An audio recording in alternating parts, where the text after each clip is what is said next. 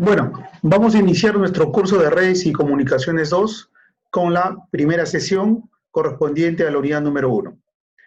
Vamos a tratar todo lo que viene a ser IPv 6 y la implementación en una red que soporte tanto IPv 4 como IPv 6, redes denominadas Dual Stack. Empecemos entonces en unos instantes. Bien, ahora pues iniciemos el curso de redes y comunicaciones 2. Aquí tienen, por favor, mis correos electrónicos para que ustedes puedan, de alguna manera, si así lo consideran, comunicarse de dias@autonoma.edu.pe y mi correo personal que es de dias1610@gmail.com. Bueno, esta sesión número 1 corresponde a la unidad número 1 denominada redes Dual Stack, IPv 4 e IPv 6. El objetivo del curso es justamente ver el funcionamiento de todas las redes Dual Stack, técnicas BRF, el uso de máquinas virtuales, el análisis de las nuevas tecnologías que se nos vienen en redes de datos, como es el caso de SDN, siempre en torno a lo que es la responsabilidad que tienen que tener ustedes en el presente y en el futuro, cuando ya empiecen a ejercer la profesión. La misión pues de la universidad es que hagamos nuestras actividades siempre dentro de la ética y de la responsabilidad como profesionales debemos actuar. Bien, esta unidad 1 se va a centrar, como voy a repetir, en lo que viene a ser Dual Stack y técnicas BRF, ¿no? Y empezamos pues justamente el estudio de IPv 6. Para esto vamos a analizar las tablas de enrutamiento estático. Ese va a ser el objetivo de esta sesión. Quiere decir que al final de esta sesión, lo que se va a pretender es que ustedes conozcan muy bien qué cosa es una red Dual Stack, cuáles son los procedimientos para la configuración e implementación de las tablas de enrutamiento en una red Dual Stack, y lo vamos a verificar utilizando nuestras herramientas de simulación que viene a ser el GNS3. Es por eso que como recomendación importante en esta sesión es que ustedes tengan implementado en su computadora el simulador GNS3. Bueno, en el curso anterior ya habíamos dado esa indicación de la importancia que es el uso de este simulador. Hoy lo vamos a utilizar a partir de ahora hacia adelante.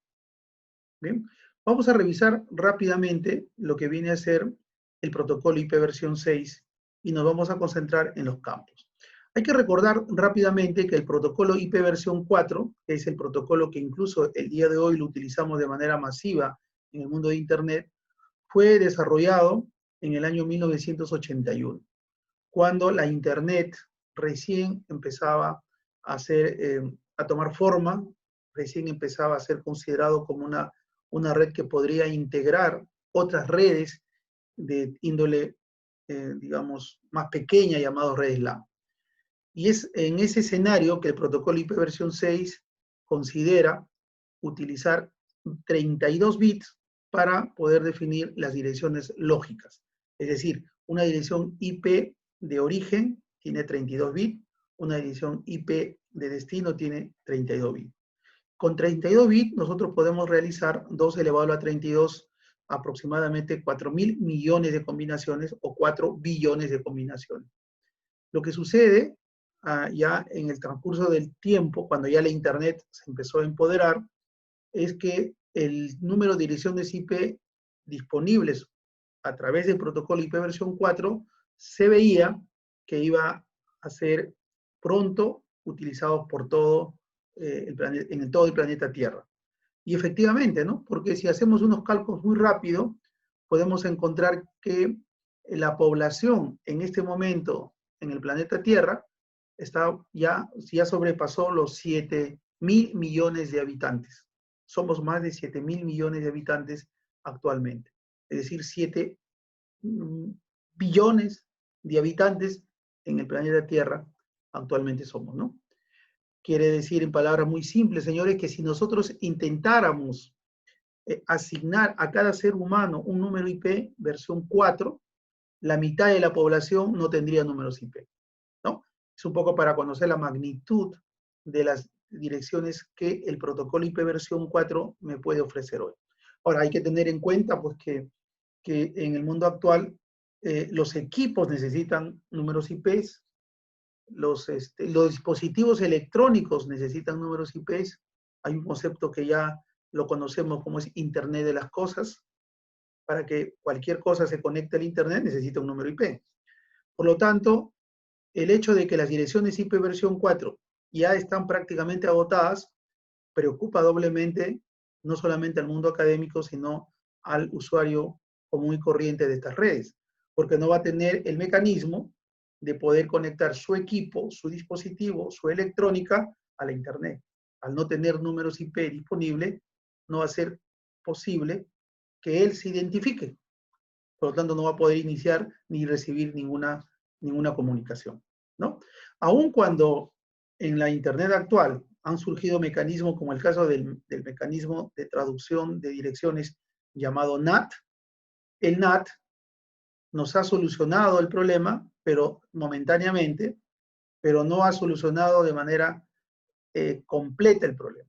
¿Por qué? Porque con el NAT lo que se hace es una traducción de las direcciones privadas a públicas, ¿no? El proceso de traducción no está atacando el problema de fondo, que es las faltas de dirección, ¿no? Otro problema del NAT es que al existir un proceso de traducción, quiere decir que en algún punto de la red hay un dispositivo que hace unos cambios en las direcciones IP privadas a direcciones IP públicas. Por lo tanto, la conexión extremo-extremo no es una conexión directa, sino en el camino hay un proceso de nateo que altera las direcciones IP privadas y lo convierte a pública para que éstas sean atendidas por la Internet. Entonces podemos afirmar que el NAT, si bien es cierto, es un mecanismo que nos va a permitir traducir direcciones IP privadas a públicos, por lo tanto, nos va a aliviar el uso de direcciones públicas que ya se están agotando, pero tiene como parte negativa que la conexión extremo-extremo es roto en algún punto, ¿no? Por esa razón es que en el año 1998 se desarrolla y se lanza el protocolo IP versión 6.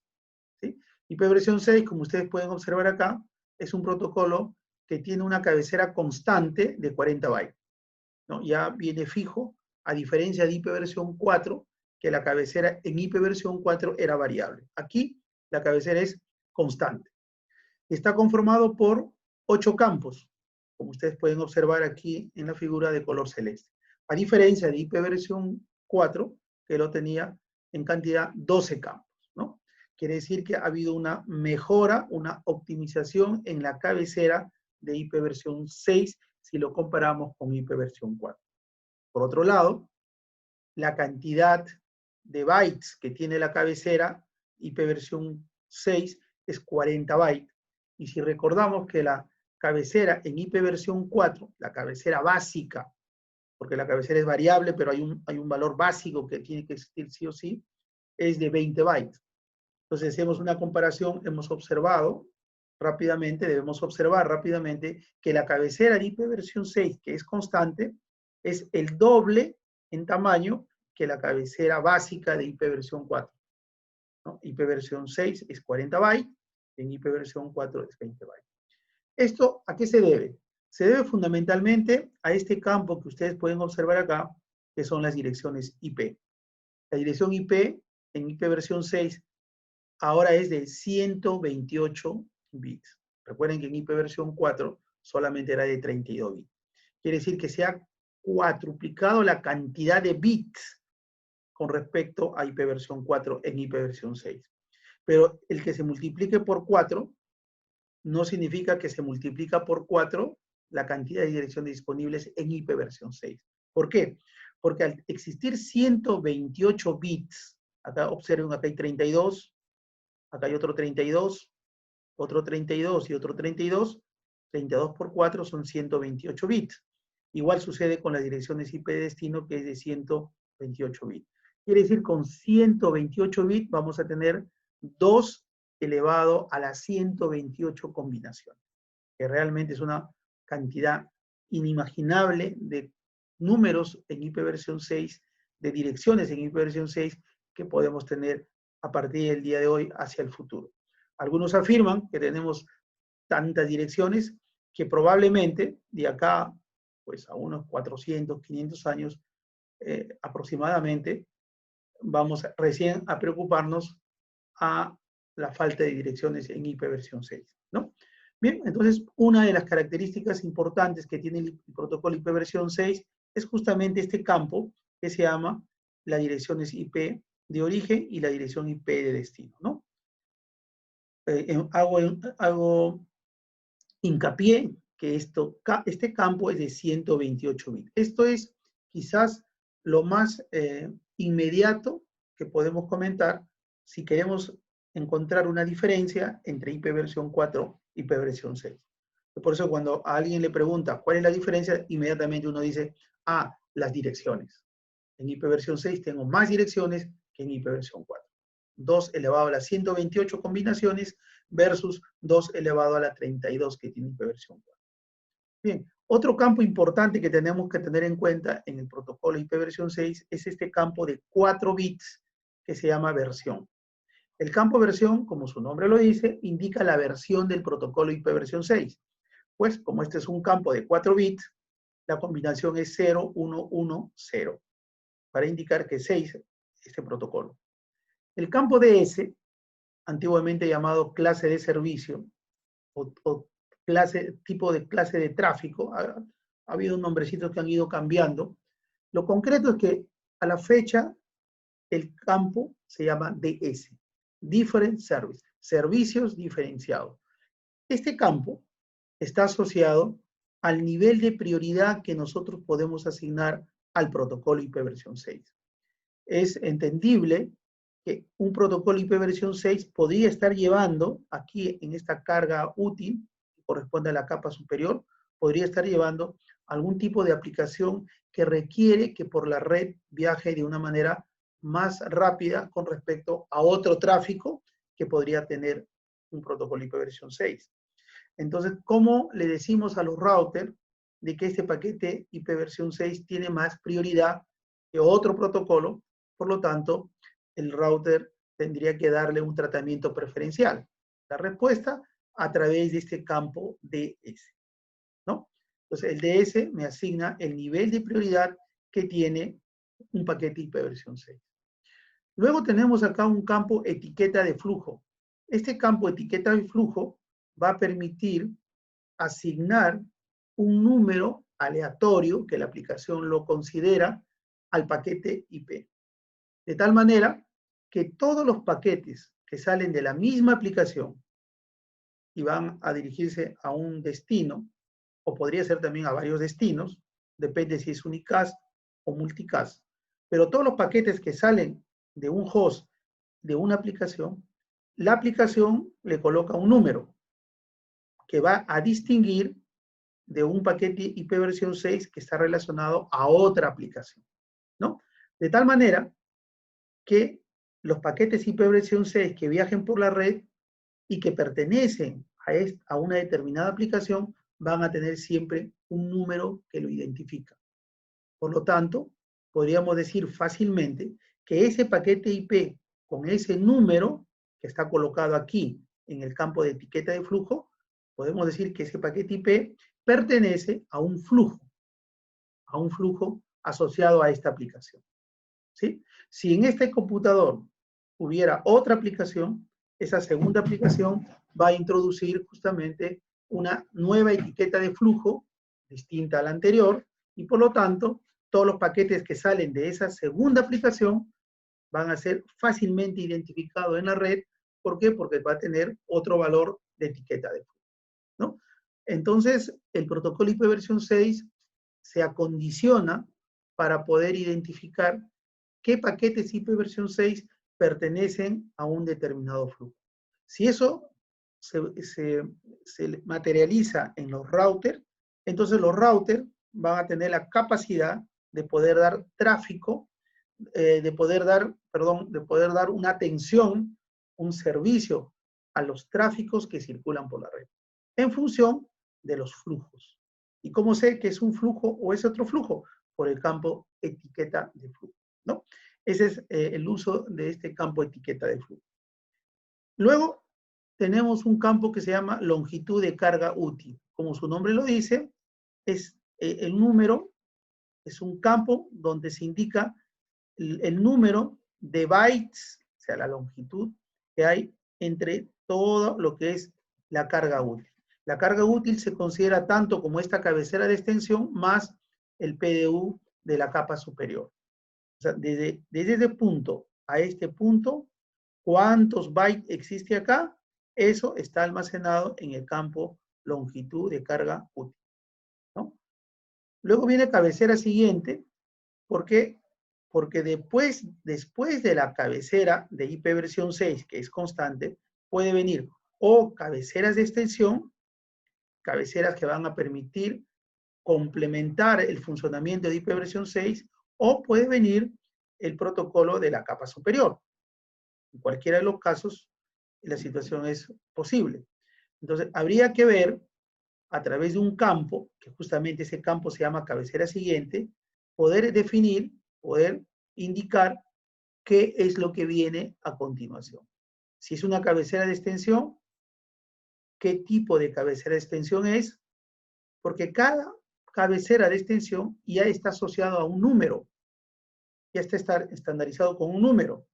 Entonces, si yo voy a utilizar una cabecera de extensión, por ejemplo, para el tema de seguridad en IP, esa cabecera de extensión ya tiene un número, por lo tanto ese número se va a colocar acá. De tal manera, cuando el router o el host final analizan este campo y encuentran ese número, inmediatamente lo asocia con una cabecera de extensión de seguridad. Existe un conjunto de cabeceras de extensión, por lo tanto existe un conjunto de valores ya establecidos para la cabecera siguiente.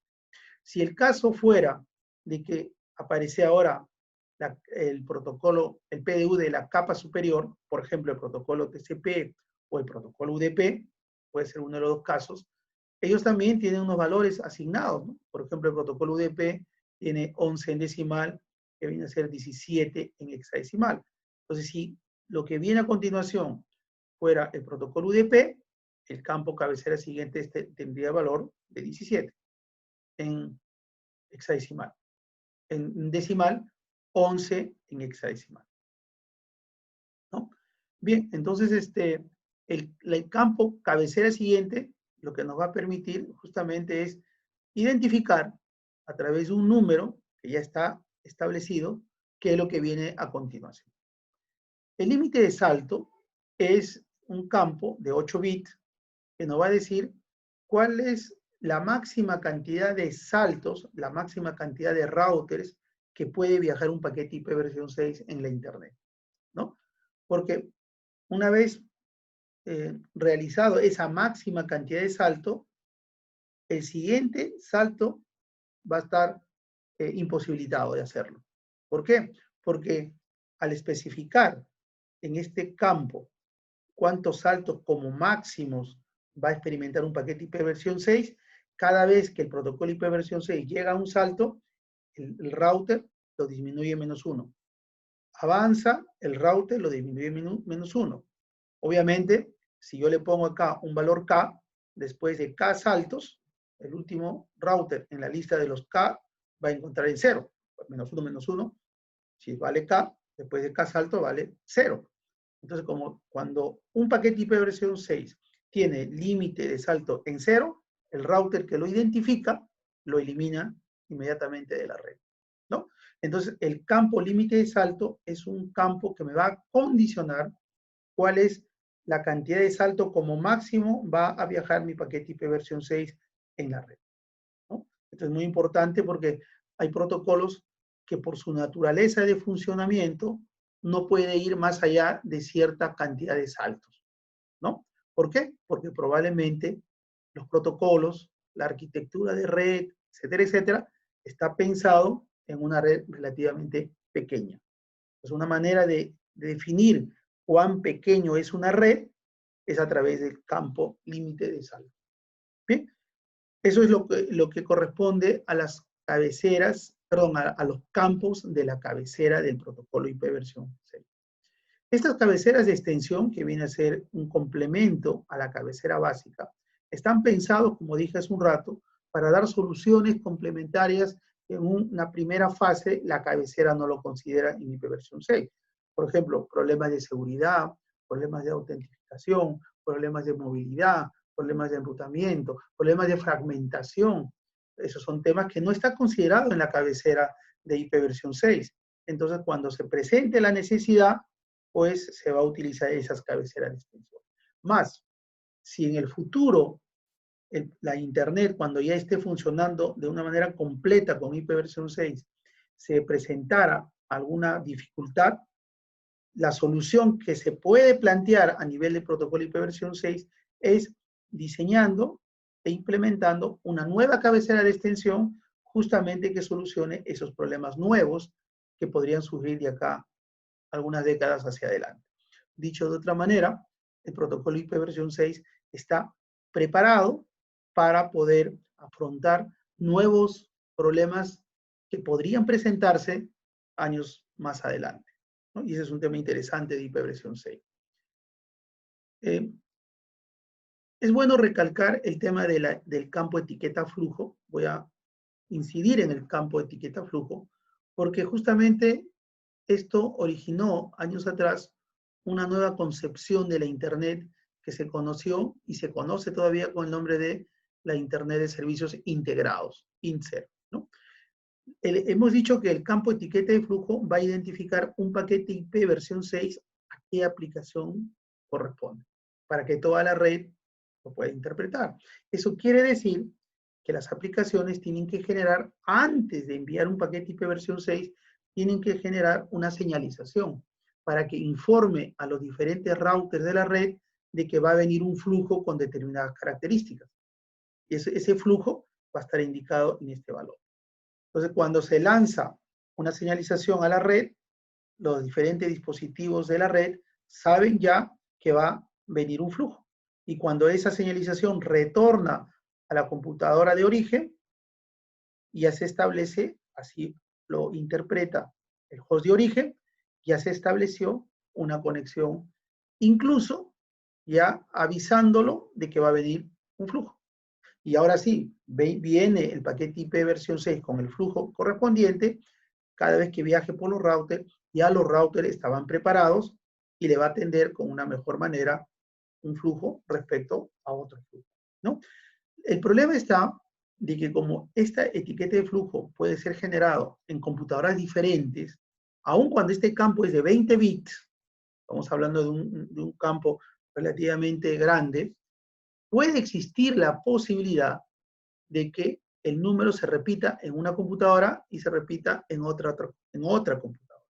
Si fuera el caso, entonces estaríamos hablando de flujos en realidad que son diferentes, porque estamos hablando de diferentes computadoras, pero que coinciden con el número. Entonces en la red, los routers no van a poder discriminar si ese flujo pertenece de un host o de otro host. Para evitar ese problema, un flujo se identifica como la pareja de valores que me da el campo etiqueta de flujo y la dirección IP de origen. Porque nosotros sabemos que las direcciones IP no pueden duplicarse. Muy bien, bajo ese esquema, la unión de la dirección IP de origen y el campo etiqueta de flujo, eso sí no se va a repetir en ninguna parte de la Internet. Entonces, un flujo, hablando estrictamente, está identificado por la dirección IP de origen del paquete IP versión 6 y por el campo etiqueta de flujo, ¿no? Que tiene IP versión 6. Esta forma de ver no está presente en IP versión 4. ¿No? Con respecto a las direcciones de IP versión 6, es bueno recordar que al tener 128 bits, ahora viene la pregunta, ¿cómo lo agrupamos? Pues bien, la respuesta es relativamente simple. Haciendo una analogía con IP versión 4, donde los 32 bits lo dividíamos en 4 bloques de 8 bits, de 8 bits, de 8 bits, de 8 bits, y luego lo convertíamos al mundo decimal, y luego colocamos el punto. Ahora, los 128 bits lo vamos a dividir en 8 bloques. 8 bloques. 8 bloques donde cada bloque es de 4, 4, 4, 4, 16 bits, ¿no? Este es un nible, un nible, un nible, un nible, o sea, 16 bits, ¿de acuerdo? Es decir, cada bloque de las direcciones IP versión 6 es de 16 bits. Y como hay 8 bloques, en conjunto tenemos 8 por 16, 128 bits, que es el tamaño de una dirección IP versión 6, ¿no? Ahora, el otro tema que tenemos que tener en cuenta es que una dirección IP versión 6 se expresa en forma hexadecimal, ya no decimal, sino hexadecimal. Hay que recordar que un número hexadecimal tiene los dígitos hexadecimales 0, 1, 2, 3, 4, 5, 6, 7, 8, 9. Luego viene A, B, C, D, E y F, ¿no? Y si seguimos contando, sería 1, 0, 1, 2, 1, 3, 1, 4, 1, 5, 1, 6, 1, 7, 1, 8, 1, 9, 1, A, 1, B, 1, C, 1, D, 1, E, 1, F. Y luego viene el 2, 0 y así sucesivamente, ¿no? Es bueno recordar porque lo vamos a utilizar de manera muy continua en las redes dual stack.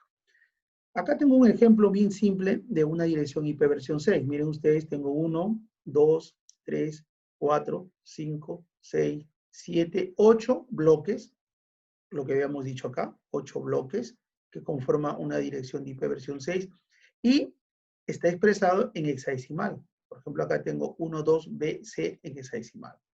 La separación entre bloque y bloque ahora se va a realizar bajo la nomenclatura de 2 puntos.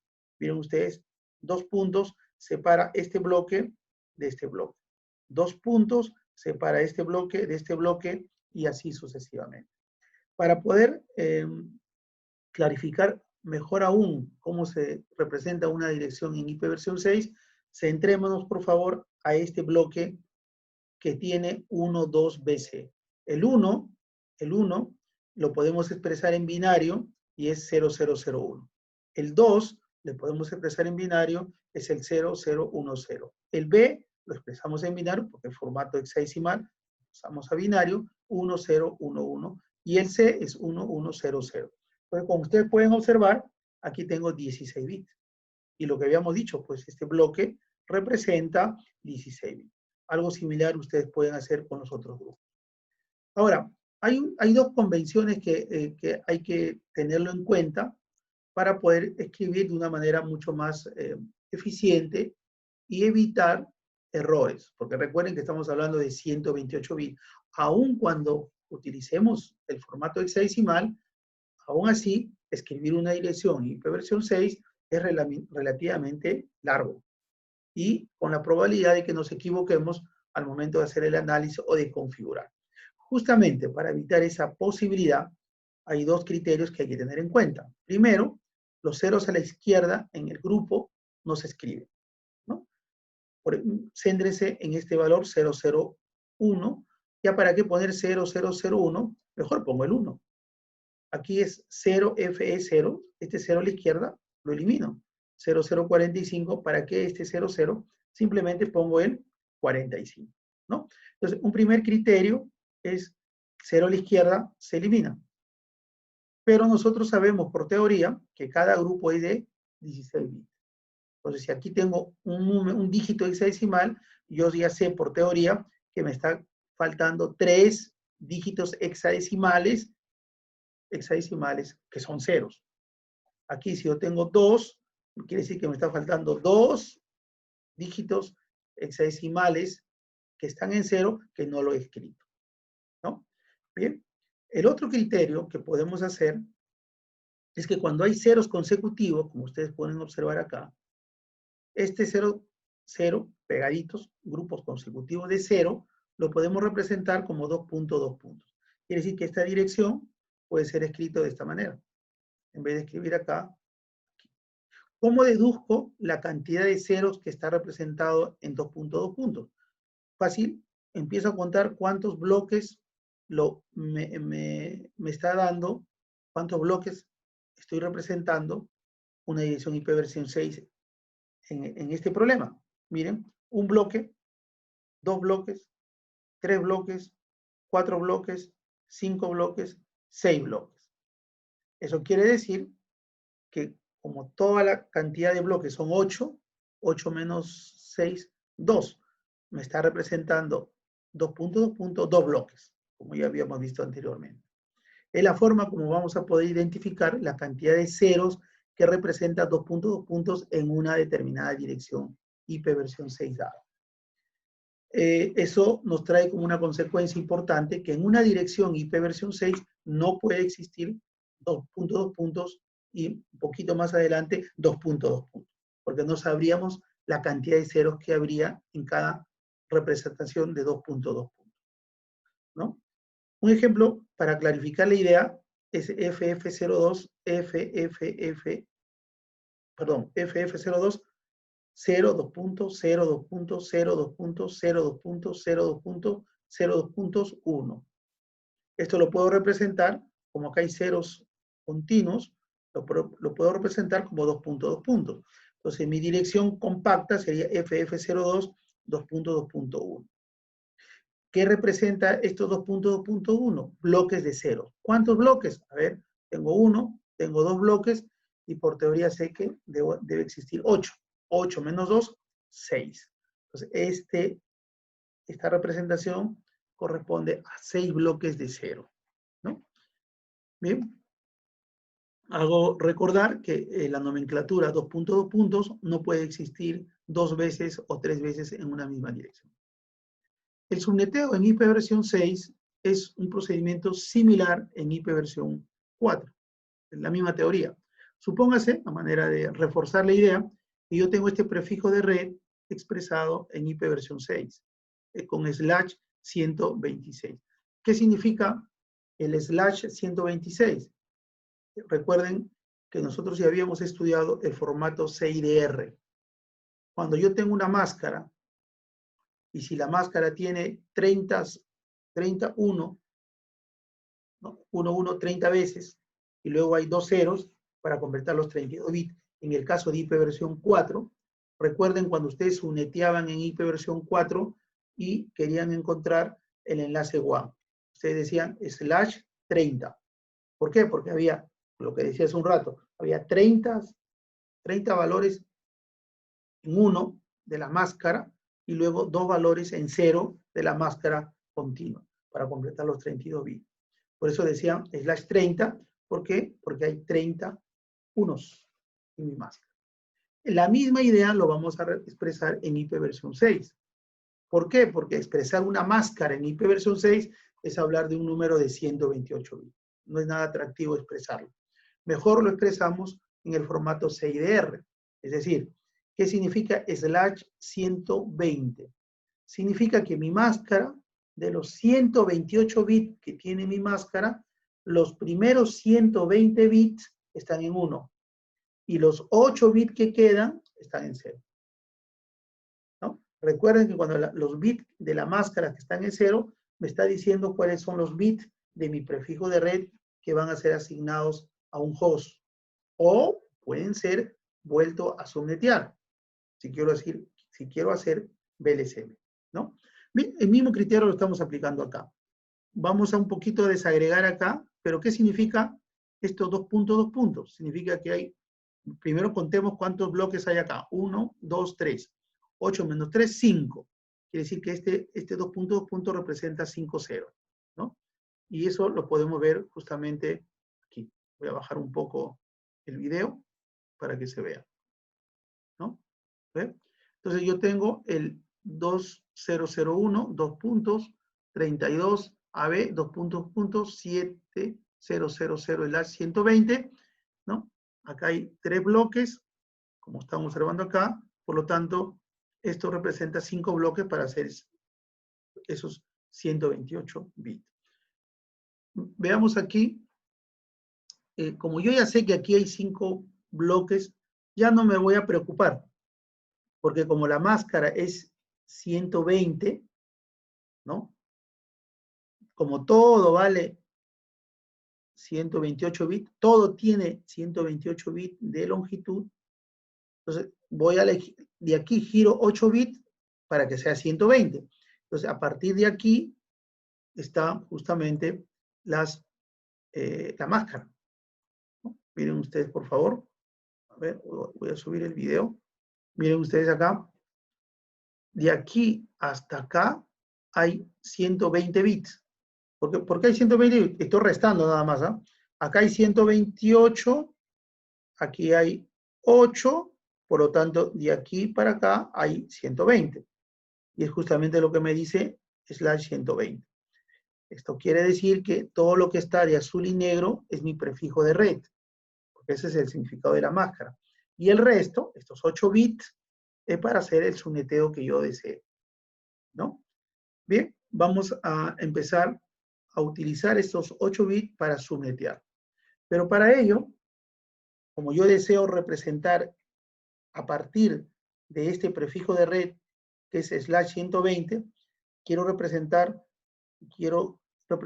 el prefijo de enlace WAN de este, R1 con R2, de R2 con R3 y de R3 con R4. Nuevamente hacemos el análisis. Yo necesito solamente dos números IPs, uno para poder colocar acá, otro para colocar acá, y otro, un tercero para especificar el prefijo de red. El cuarto es broadcast, ya sabemos que eso ni nos metamos, no nos vamos a meter ahí. Como yo necesito mínimo tres números para identificar el enlace, vuelvo a repetir, uno para la interfaz, el otro para la otra interfaz, y el tercero para dar el prefijo de red. Entonces yo necesito 2 bits, y aquí están esos 2 bits. Acá es para la asignación de los números IPs en cada interfaz. Y lo que me queda, porque recuerden que había 8, ahora me quedan 6, lo he pintado de color verde. Esto me va a permitir para subnetear. Es decir, el de verde me va a decir, estoy acá, en este enlace del R1 con R2. El verde me va a decir, yo estoy en el R2 y el R3. Y estos mi de color verde me va a decir si estoy en el R3 o en el R4. ¿No? Veamos de qué manera. Otra vez, ahí está mi dirección original. Aquí está lo que había comentado. Aquí están los 6 bits que me van a ir identificando cada uno de los enlaces WAN. Veamos, ¿no? La primera combinación del color verde es 00000, ¿no? Y eso lo mantengo, ¿ven? 0000000. Y el de rojo, 00, ya sabemos por teoría, cuando la dirección de host está en 0 es un prefijo de red. Este primero corresponde al prefijo de red. Y el 01 le voy a asignar a esta interfaz y el 10 lo voy a asignar a esta otra interfaz, ¿no? Nuevamente me voy hacia la otra combinación de verde que sería 0001, ¿no? Igual con la combinación 00, por la teoría me voy al prefijo de interfaz, el 01 a una de las interfaces y el 10 a la otra de la interfaz. Me queda otra combinación más porque necesito otra combinación más porque tengo un tercer enlace WAN. El 00010 y bajo el mismo criterio anterior. Entonces ahora voy a traducir esta expresión, que esto está en binario, lo voy a pasar a hexadecimal y voy a tener el 201.32 AB 2.2 puntos, hasta aquí estamos bien, y esta combinación es 700000. Slash, como ahora estoy aquí en el de verde, es 126, 127 y 128. Justamente menos 2. 128 menos 2, 128 menos 2 nos sale 126. Por eso está el /126, ¿no? El de acá abajo sería el 2001, 32 AB, 2.2 puntos, 7004. Ahí está. Recuerden que la teoría en IP versión 4 es lo mismo. Por eso que las direcciones van de 4 en 4. ¿Se acuerdan? Múltiplos de 4. Aquí sería el 8. Acá lo ven. 1000, el 8, 7008. /126. Estos prefijos red es lo que voy a colocar acá. ¿Ven? Para este enlace entre el R1 y R2. Este prefijo de red lo coloco aquí para el enlace WAN R2, R3. Y esta última combinación para el enlace entre el R3 y el R4. ¿no? Ahora, si nos ponemos a mirar aquí, podemos encontrar que esto es el 2001, 32AB, 70001. 2 puntos, 7001, que es acá, ¿ven? 2.2.7001. Esta otra combinación sería 2001, 2.32AB, 2.2 puntos, 7002. Lo hemos puesto acá, ¿no? La siguiente combinación es broadcast. Y la siguiente, estoy hablando ahora del siguiente enlace WAN, es este, el múltiplo de 4. Y nuevamente, el 0,1 lo pongo acá, el 0,2 en el rojo lo pongo acá, pero si yo traduzco todo, tengo esta última parte, sería 7005. Ese sería 7006. Aquí está, ¿no? Voy a hacer énfasis en el segundo análisis. Este es 7008. Aquí termina en 7008. Este será 7009 y esto será 700A. Después del 9 viene la letra A en hexadecimal. Esto se expresa como A en el formato hexadecimal. B, C, D, E, F, los que vienen a continuación. Por lo tanto, es 7009, 700A en hexadecimal. La única diferencia comparando con el formato que usábamos en IP versión 4. Ya tienen ustedes lo que es el prefijo de subnetero. Encontrado ello, ¿no? Acá tengo otro ejemplo ya resuelto. Esto lo pueden considerar para volver a recordar el análisis que hemos hecho. Supónganse que esta red ya hemos resuelto el proceso de asignación de números IP versión 6 y de prefijo de red. Pues vamos a formar la tabla de enrutamiento del router R2. Estoy en el router R2. Si yo quiero dirigirme hacia la red que está acá al fondo, que es 2001, 2.AB60, 2.2.64, recuerden que el slash 64 está representándome la máscara en formato CIDR. Entonces, aquí está. ¿Eh? ¿A dónde te vas? Te vas por el 2001, 1250, 2.2.102. Es decir, si yo quiero llegar acá, la tabla me dice, ándate por acá. Voy a la última.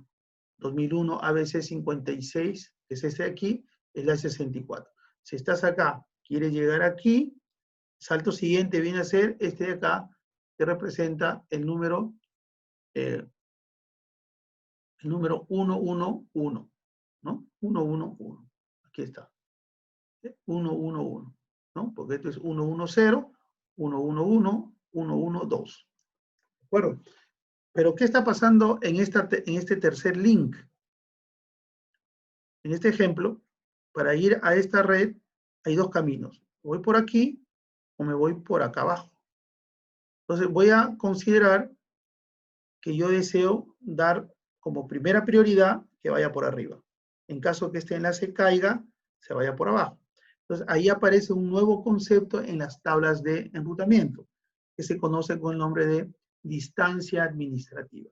La distancia administrativa es un número que ustedes van a colocar de manera aleatoria, pero solo con dos condiciones. Primera condición, debe estar entre 1 y 255. Y segunda condición es que cuando hay dos posibilidades de trayectoria, usted va a tener que decir cuál es la primera opción y luego va a definir quién es la segunda opción. Aquella que tiene la primera opción, se va a colocar un número menor si lo compara con la otra segunda opción, ¿no? O sea, cuando el número es menor, es primera opción. A eso se le conoce con el nombre de distancia administrativa. Es decir, aparece una nueva columna que dice distancia administrativa. Por lo tanto, por favor, observemos estas dos primeras líneas. Las dos dicen a la misma red, ¿sabe? A la misma red que viene a ser esta red de abajo. Entonces tengo dos caminos. Me voy por acá arriba, el 102, aquí está, o me voy por abajo, el 10A, que es por acá.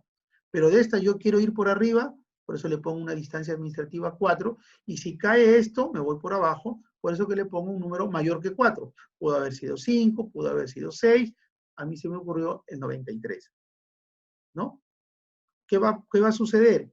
Cuando yo hago comunicación entre la LAN de la izquierda con la LAN derecha, la trayectoria va del R1, R2, R3, R5, R6 y llega a la LAN, porque he dicho que la primera prioridad es esto. Se va a cumplir el de arriba, no el de abajo.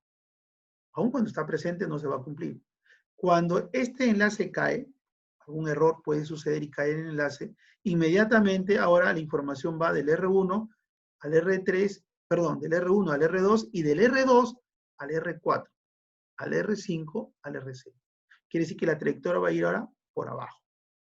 O sea, no se va a perder la comunicación. Inmediatamente las tablas se actualizan y va a la segunda opción, sin que ustedes tengan que hacer nada, porque ya lo configuraron al inicio. Si en algún momento este enlace se restaura, inmediatamente el tráfico va hacia arriba, nuevamente. El mismo criterio lo pueden hacer si tuviera 2, 3 o más enlaces, siempre teniendo en cuenta que aquel valor que usted asigna a un enlace, cuanto menor es, tiene mejor opción. En ese orden va, ¿no? Ahora configuremos esta red, esta que está aquí, lo configuramos, ¿no?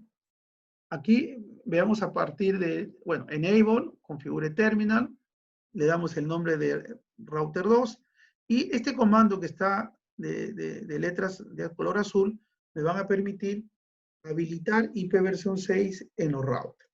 Lo que pasa es que en algunos casos el sistema operativo, si bien es cierto, está habilitado para que trabaje en IPv 6, pero no está todavía en funcionamiento. O sea, considera el sistema operativo IPv 6, pero todavía no está en funcionamiento. Hay que habilitarlo. ¿Ya?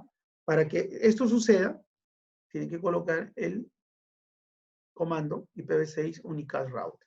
¿Ya? Vuelvo a repetir, en un sistema operativo soporta IPv6 y soporta IPv4, pero hay que activarlo, ¿no?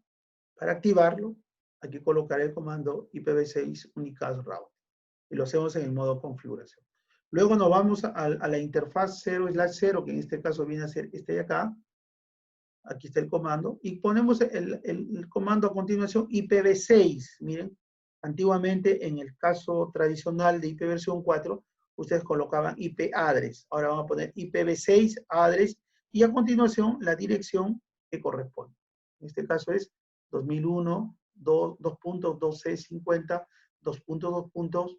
¿Cuánto? 101. Aquí está. /126. Luego no shutdown, salimos y nos vamos a la otra interfaz. Colocamos IPv6, la dirección y la máscara, formato SIDR, no shutdown, etc. Nos vamos a la tercera interfaz, que es hacia abajo. Repetimos el proceso. Ahora voy a hacer la tabla de enrutamiento. Aquí ya hice la tabla de enrutamiento. Ahora mi comando es IPv6 root. ¿Se acuerdan que en el caso de IPv4 era IP root? Ahora es IPv6 root. Y colocan la dirección de destino, la red de destino, la máscara, formato CDR, y cuál es el salto siguiente. Ya está. Y a continuación, la distancia administrativa, 4. Algo similar hacemos con la segundo y el tercer enlace. De esa manera, hemos implementado las direcciones IP y las tablas de enrutamiento en una red IPv6. Si esta red que ustedes están observando ya en un proceso anterior hubiéramos configurado IPv4, quiere decir que esta red estaría soportando IPv4 y también soportando IPv6. A esta red se le conoce con el nombre de redes dual stack. Y estas tablas que estamos aquí generando, es decir, ustedes como administradores están dando un criterio para la formulación de las tablas, a esto se llama enrutamiento estático. Estático porque no hay ninguna matemática de por medio. ¿Bien? Conclusión, lo que podemos sacar es que IPv6 es un protocolo que nos ofrece mejores características respecto a IPv4, siendo la principal la mayor cantidad de direcciones que hoy disponemos en IPv6. No olvidemos que hoy las cosas necesitan interconectarse a Internet, por lo tanto necesitan un número IP público. Y eso lo soluciona IPv6 porque las direcciones públicas en IPv4 ya están prácticamente agotadas. Segundo, que la configuración de la red en IPv6 es muy similar a IPv4. Solamente hay que tener algunos criterios muy elementales. Primero, los sistemas operativos, si bien es cierto, ya consideran IPv6, pero hay que activarlo. Y el protocolo, perdón, y el comando de activación es IPv6 Unicast Route. Ojo, en el modo de configuración. Y el otro tema es que cuando usted coloque los números IP o las tablas de enrutamiento, agregue a esta parte que dice IP, IPv6. IP, IPv6. Y de esa manera se cumplen los mismos criterios de IPv4, ¿no? Tendríamos, en este caso, los procedimientos de implementación de una red. Bueno, como laboratorio, un taller dirigido que vamos a empezar en esta primera sesión es implementar esta red en GNS3. Acá tienen el prefijo de red.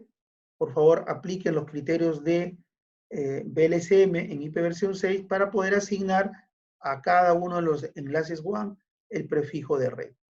Luego, asignemos los números IP correspondientes a cada interfaz y con esos detalles empezamos a configurar los diferentes routers para que funcionen en IPv6, ¿no?